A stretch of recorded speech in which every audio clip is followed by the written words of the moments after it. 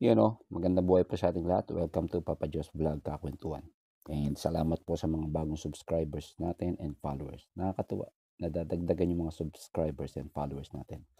Anyway, bati muna tayo kay Sir Oyet Bautista Solomon. Si Sir Oyet ay manager ng Chowking. And yun, buti nagkita kami nung nagtitinda ako dyan sa Pinas. And kabatch ko siya sa Columban College. Diba? Hindi ko na alam. 1998 pa yun. Habang working students kami pareho. Siya ay nagtatrabaho sa Chowking and then aral sa Columban. Ako naman ay sa Royal Duty Free. And then aral din sa Columban. At the same time ay kasama niya si Mrs. Sitya sa Chowking. Chowking Ulo ng Apo, as I know. Anyway, salamat po Sir Oyet Bautista Solomon. Lagi ko siya nakitang nanonood ng mga videos natin at nagre-react. Anyway, may tanong.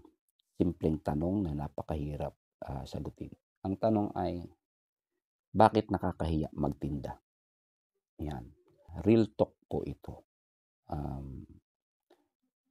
Bakit nakakahiya magtinda? Ang hirap paliwanag. Ganito yan. Ayon sa aking karanasan. Unang pagtitinda ko noon, way back 1998 yata yan. Nagtinda ako ng mga isda na nakabalot sa plastic. Isda na pang aquarium.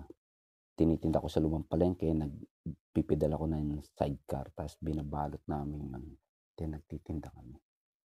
Nahiya ako, hindi ko alam kung bakit. At yan ang mararamdaman natin yung mga gusto magtinda, nakakahiya. Maraming reasons na mahirap ipaliwanag. Nung may pet shop ako, nagtitinda rin ako.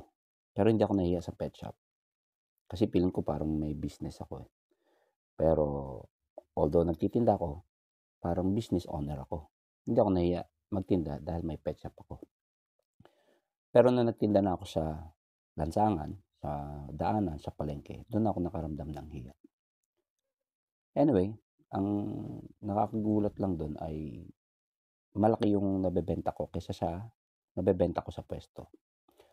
Okay, ngayon punta tayo dito sa abroad. Nagtinda ako sa abroad ng pagkain, marami dishes, Filipino dishes, and meron din akong buy and sell group. Dito hindi ako nahiya. As in, zero hiya. At maganda yung tinakbo ng buy and sell business namin at maganda yung tinakbo ng pagkain namin. So dito hindi ako nahiya. Okay, so hindi na natin kailangan pag-usapan yun.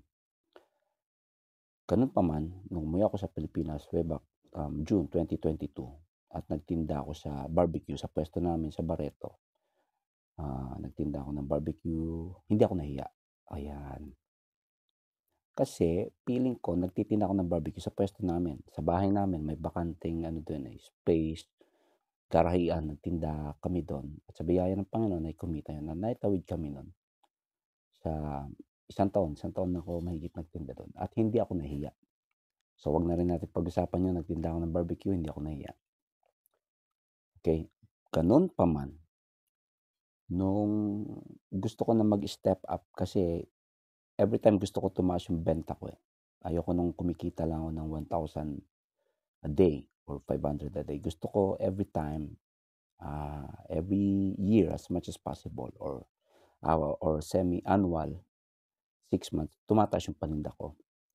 Anyway, bumaba din yung benta namin ng barbecue.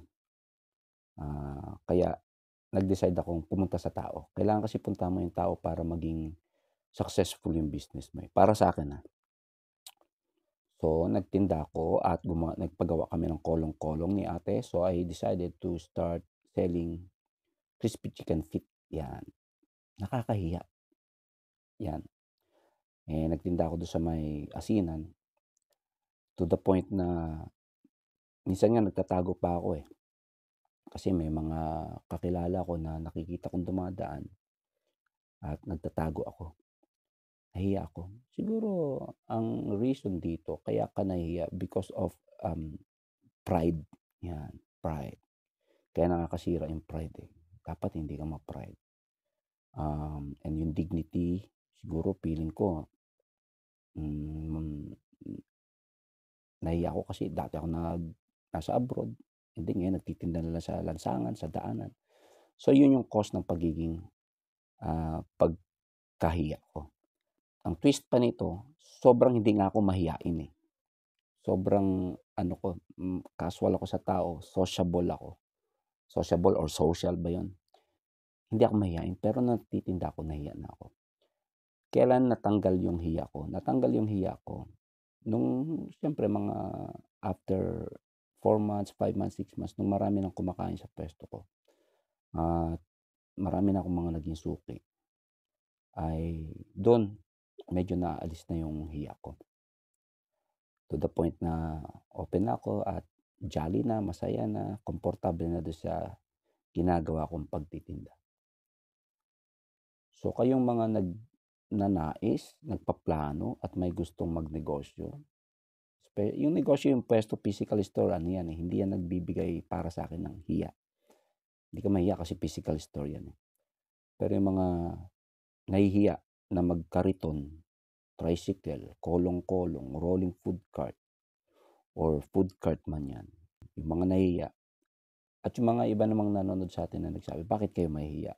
Okey lang yan, ganyan talaga yan minsan may mga nagtatanong, "Bakit ka naman mahihiya?" Ayan, normal na tanong yan. Ganun pa man, may side talaga na nakakahiya magtinda, hindi ko rin alam kung bakit. But anyway, yun nga nabigay kong ibang dahilan. At ganun pa man, ang mahalaga kahit nahihiya kang magtinda ay nagtinda ka, okey? Nahiya ka pero nag-step up ka, nag-start ka at nag-umpisa kang magtinda. That's great, panalo 'yan. Ang masakit ay yung nahihiya ka na magtinda kaya hindi mo naitinuloy yung plano mong magtinda. Sapagkat in time, kapag nagtitinda ka at nahihiya ka, ma-o-overcome mo 'yan. Masasanay ka din, magagamay mo din 'yan, magiging komportable ka rin. At kaya 'yun, kung naiisip ninyo na nahiya kayong magtinda, tuloy niyo lang kahit anong paninda ninyo, huwag kayong mahiya.